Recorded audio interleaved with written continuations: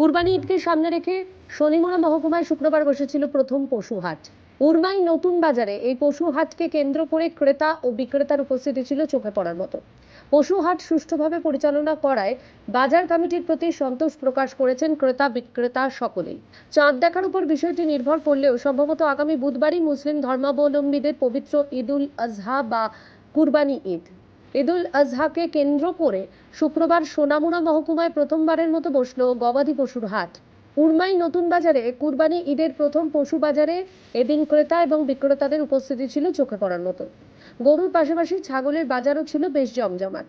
তবে প্রথম হাট হওয়ায় কেনা বেচায় মিশ্র প্রতিক্রিয়া দেখা গেছে ক্রেতা ও বিক্রেতাদের মধ্যে।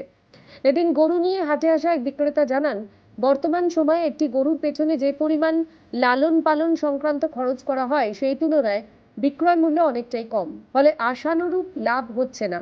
তিনি জানান, হাটে তিনি 8টি গরু নিয়ে এসেছেন। সকাল 9টা পর্যন্ত তার একটি গরু বিক্রি হয়েছে। উল্লেখ্য, কুরবানি ঈদের পশু হাট যেন শান্তিপূর্ণভাবে সম্পন্ন হয় তার জন্য হিন্দু এবং মুসলিম উভয় অংশের প্রতিনিধি নিয়ে বাজার কমিটি গঠন করা হয়েছে। সুষ্ঠুভাবে বাজার পরিচালনা করায় বাজার কমিটির ভূমিকায় সন্তোষ প্রকাশ করেন হাটে আসা ক্রেতা ও বিক্রেতারা। ত্রিপুরা থেকে দেবাশিস ঘোষের রিপোর্ট, সিএন ত্রিপুরা।